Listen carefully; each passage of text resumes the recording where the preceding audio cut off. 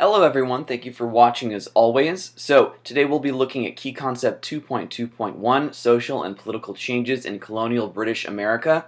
Essentially what the focus of this lecture is it's dealing with that really important concept of salutary neglect and how it developed and why it was developing. So kind of all the contributing factors to the overall changes going on in colonial British America. This is getting us ever closer to the American Revolution. That's going to be in the next unit of study, but this is setting the stage for it. It's laying down the ideas, the context, and the experience that the British colonists had with the British Empire leading up to their eventual rebellion and then independence.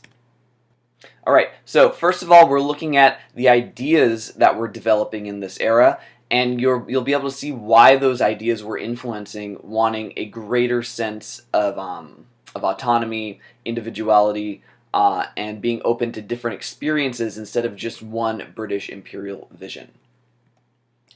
Alright, so first of all, let's talk about the Enlightenment in Europe. So we'll talk more about this actually next unit as well, but a brief overview about what were some of the ideas coming out of Europe that were influencing the colonists as well. So the European Enlightenment was happening obviously in Europe in this time period. You studied it in AP Euro.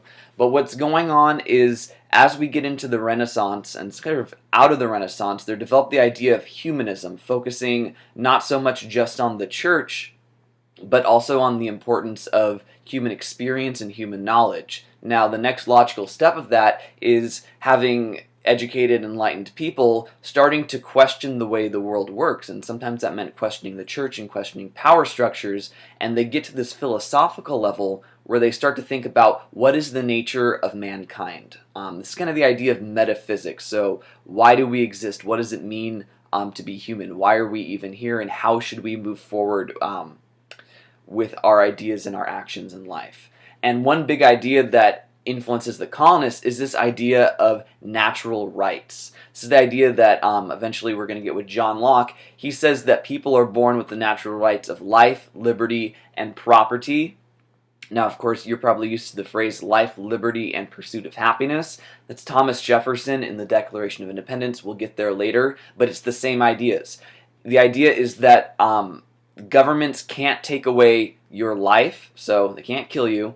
They can't take away your liberty, they can't imprison you, and they can't take away your private property that you owned. He also says that governments exist through the consent of the governed. So the only reason governments are around is because we, the people, decided they get to exist in the first place. And this has to do with Rousseau as well. So Rousseau had the idea of the social contract, that people are born, and people thought about this, and this state never actually existed, so it's all, ideal. But Rousseau says that people were born with infinite rights, that we had the right to do anything we want.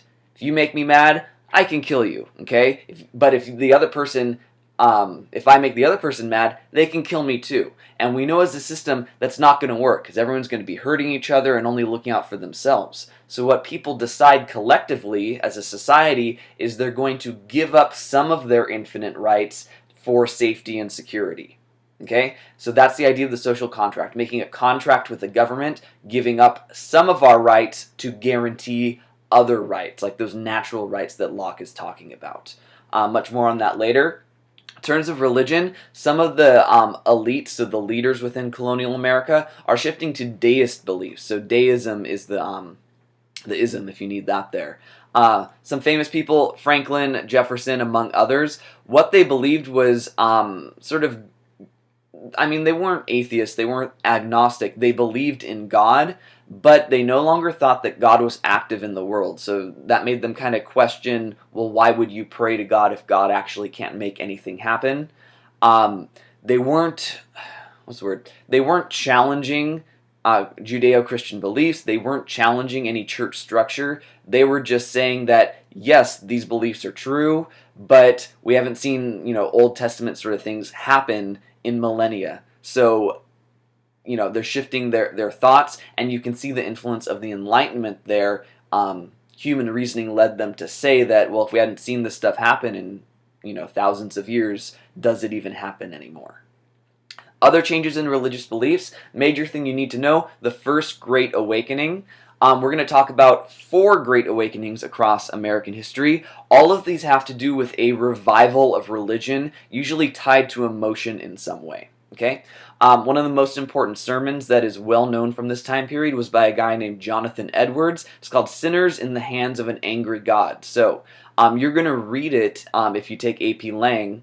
It's called Fire and Brimstone preaching. It's the idea of it's using kind of fear and emotion to awaken this sort of religious zeal within its followers, hoping to go out and spread those ideas more. Okay, it's pretty salacious to read. It's a little bit fun. There's a lot of beautiful demonic imagery in there, but it's entertaining to read. And if it's entertaining for us in a modern sense, think how it could have awoken these beliefs and gotten people really sort of emotional and engaged in religion, unlike the Puritans before them, which were kind of bland and boring, bleak and dry. Okay, another famous preacher's name was George Whitefield. That's him on the bottom right there. He was a traveling preacher and a great orator. So he didn't stay in one place. He went from town to town all across mostly the middle colonies in New England. So he was famous for giving these sermons. Okay, people looked forward to him visiting and giving these sermons. And in that way, people looked forward to religion in a way. Okay, and what was often promoted in this was that shift away from Puritan religion that I mentioned before, and because it has this idea of these traveling preachers, focusing on kind of your local pastor rather than the religious institution, that means there's a shift in locus, a shift of the center of religious authority. Instead of saying we have to follow the Anglican Church and whatever the Church of England says, hey, let's follow this preacher, let's follow that preacher, let's follow these different movements and not have to be so focused on one vision of Christianity, but open to others. The old lights would have been the term for old views on religion, new lights, new views on religion. Okay, what's the significance of all this thing above there? Both the Enlightenment and the First Great Awakening challenged traditional authority, both the government and the church, which you know about Britain, those were often tied together, right? So, as people start to see that it's okay to challenge traditional authority, it shifts colonial identity so that they are suspicious of it. They're willing to challenge it instead of just go along with it and trust it. Also within this area, universities are created. So like Harvard actually first opened just to train these new light preachers. Okay, so you'll see John Adams was our first president who have gone to college. He was also our second president, so it's not a huge thing.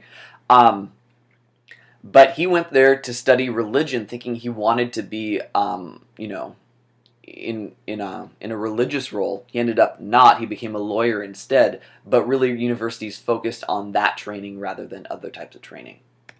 All right. So what we're looking at here has to do with how the colonies were becoming specifically English in a way, and how they kind of had ties to English and England and pride in being English, while still developing that new sense of autonomy and individuality we saw on the previous slide. Okay, so let's first just define this word Anglicization. Okay, that means creating institutions based on England and based on English traditions. So Anglican is the religion. We also talk about Anglicization when we talk about language, so making it an English word instead of a word in the language of origin. So most British colonists had to balance these competing identities. They were proud to be British, so Britain had this long, storied history, almost kind of with these mythical origins, and having early forms of democracy, having a very strong navy and world presence. So they were proud of that history, but they're also very proud of being different, of being not European, of sort of branching out and going to America and trying to get through life on one's own, kind of like this rugged individualism, this idea that we're different, we're not like those, stuck-up Europeans, we're going to be different. So things that they valued going back to Britain was English common law and the English Bill of Rights. So this idea of codified laws set into place that guaranteed you rights and clearly defined what you could do and what you couldn't do. Now, both those things applied to the British colonists. Okay, it's weird. Even today in American law, if you look at jurisprudence, so how you follow certain laws, if you can't find an American law that defines certain things, which is nearly impossible, you can go all the way back to English common law as a precedent for deciding something. Now, does that ever happen? No, but that's the rule because that's what the United States had before we became the United States. Okay, remember those Enlightenment ideals and the First Great Awakening? Spreading ideas and spreading individuality and autonomy of ideas. And what was going on at the same time was the development of a print culture. The idea of it was easier to print things with the printing press and spread your ideas of the First Great Awakening, of the Enlightenment, through things you could read. Okay, we also started to have better transportation, roads and waterways, more waterways than roads, to be quite honest. But this all allowed these ideas to be spread throughout the colonies. Okay, Evangelical Christianity, that idea, this word evangelical, just means there's a goal within your religion to spread your ideas and to convert others. And this is a term that's going to come up every time we look at each of these great awakenings across history. A big goal of it was to convert others and to convince them. Something else that helped these ideas spread was mercantilism. Remember, we've got that triangle trade going on. Just realized I'm kind of doing that right there. So, Illuminati confirmed.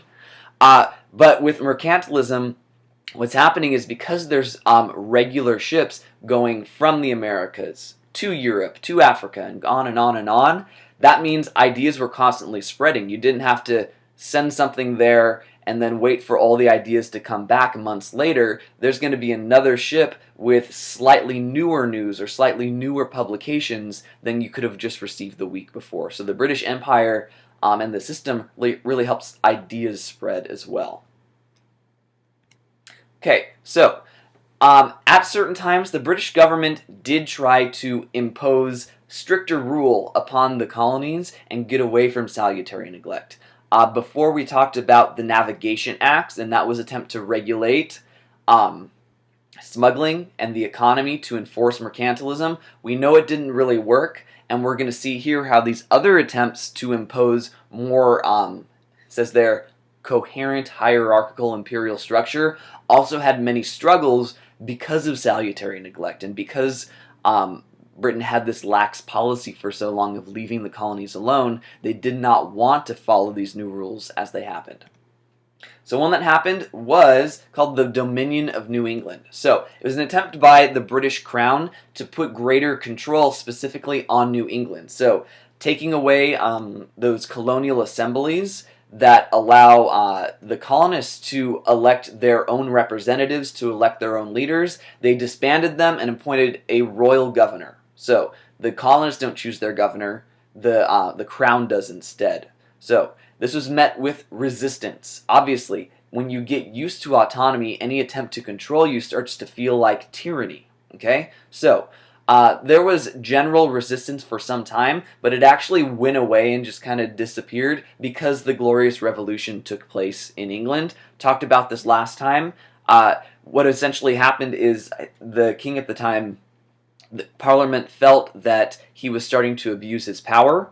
So they pretty much said, we don't want you as king anymore. We found these other people, William and Mary, to replace you. So would you please leave? And he left, partially because he didn't know what would happen if he didn't, partially because, I don't know.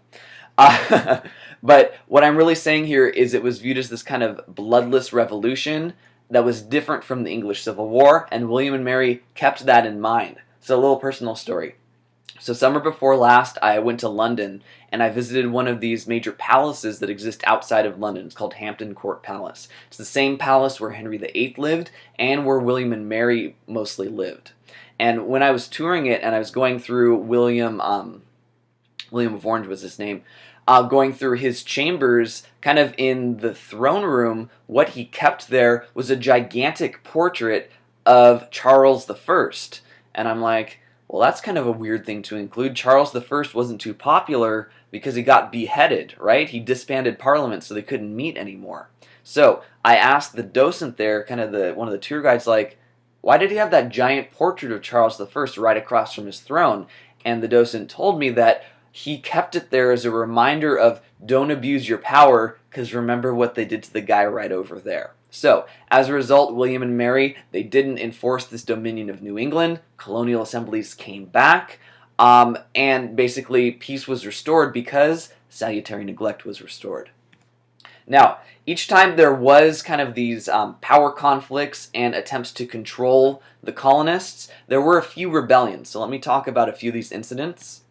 One was called Bacon's Rebellion. So it was a rebellion not against the British power structure, but against the colonial elite power structure in Virginia. Now what was going on is a lot of indentured servants were getting angry about how, okay, they got done with their contract of 7 years, we want to go get some land. Well, guess what? The plantation elite controlled all the land. They controlled the House of Burgesses. They made all the laws themselves that limited the abilities of indentured servants to kind of get a leg up after their contracts were over. So those sort of laboring poor within Virginia had a rebellion against the plantation elite. So eventually fizzled out, some laws changed a little bit, but the major thing that's important to know about Bacon's Rebellion is that the plantation elite said, well, we're clearly running into problems with indentured servants, let's shift to African slavery only now,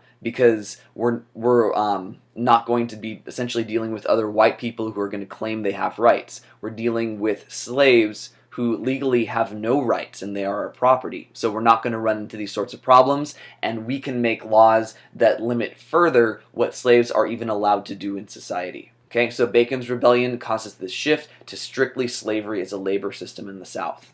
Another rebellion was called Leisler's Rebellion. So Leisler was a German immigrant that kind of worked up a lot of people against the dominion of New England. So I mentioned earlier that those colonial assemblies were disbanded, that there was a royal governor. Leisler's Rebellion is an example of anger about that, and also anger at the colonial power structure, how it seemed that if you were an immigrant and if you weren't already part of the elite, it was very difficult to get ahead. Remember from, I think, the last presentation we talked about how immigration was changing, how it wasn't just English immigrants, but it was also Scottish and Irish and German immigrants. Well, when they came over, all the good land was taken. The best land was the stuff that was fertile and as close to the coast as you could get, because that was the best way to ship things. Well, they were wanting to get land, so they started moving westward. Problem, which we studied before, the natives were there, okay, and they're running into to conflicts there. Couple examples: the Paxton Boys in Pennsylvania, the Regulators in South Carolina are both examples of colonists that were mostly immigrants running into problems over land in the West with the natives, and later with the British government, when the British government says, leave the natives alone, we want to have better relations with them, when the colonists said, well, we want more land. Okay? I'm not going to give too much details on those, specifically because it's regional history, and the AP test usually doesn't ask about regional history. So if you grew up in Pennsylvania, you're more likely to learn about the Paxton Boys. If you grew up in South Carolina, you're more likely to learn about the Regulators. Why would we learn about them in California? So for that reason, the College Board typically doesn't ask about those things. All right. The other thing is a lot of colonists felt like they had the right to move westward because of the way colonial charters were set up. And if you look to the picture on the bottom right there, that's what colonists felt like the borders of the colonies looked like. Now, the eastern coast on the far right, that looks normal. But notice how they just kind of keep on extending westward. That's what they thought should happen. So that meant that, let's see, South Carolina would be going straight all the way into like Tennessee, Arkansas, and all the way to the Pacific Ocean. Virginia, which was a lot larger north to south, thought they should have Kentucky and Ohio and Indiana and Illinois, and you just keep on going west. And that's going to cause problems when they feel they have this right in their charter, and Britain says, no, you actually don't. All right, our last slide here. This last slide is really just kind of an overview of many of the things we've already talked about, because if you look at the description on the left, it talks about resistance to imperial control, evolving ideas from the Enlightenment, more religious independence, lots of things we've already talked about. So we'll go through this pretty quickly. So there were many factors leading to resistance. First Great Awakening challenged the church hierarchy, which meant that people were more willing to challenge authority. The Enlightenment told people they have natural rights and the right to self-government. So if the British government comes in and says, we're going to rule over you in a hegemonic way versus an autonomous way like you want, that conflicts with these new Enlightenment ideas. And of course, can you guess the next one? You should be able to. It's salutary neglect, right? Made them feel autonomous. They developed their identity of doing things without British intrusion. All this made them sort of more likely to oppose any sort of attempts at hegemony. Navigation Acts, Mercantilism, Dominion of New England were attempts to rule over them, and now that they have these ideas from before, they were better able to oppose those policies. One new thing on here that represents this is the Zanger Trial from 1735. Now what happened is a New York City publisher published things that were against the royal governor, so criticizing him. Okay? So that term libel there, libel means something that is lying, so when you're telling a lie in print. So he got put on trial for that. The court and the jury, which were colonial courts, found him innocent, saying that the British Bill of Rights applied to colonists as well, which meant that they have freedom of the press. And it shows the colonial values, that they valued the English Bill of Rights. They valued English common law, and they thought that they had the right to the same rights that other British subjects did. Now, Britain's not going to like that too much, especially when we get up to the American Revolution, where they are actually going to say, no, you don't have the same rights as people who live in Britain do. And as you can guess, it's going to cause more conflict. All right, thank you for watching as always. There are your same next steps, so keep on doing your work, and I will see you later.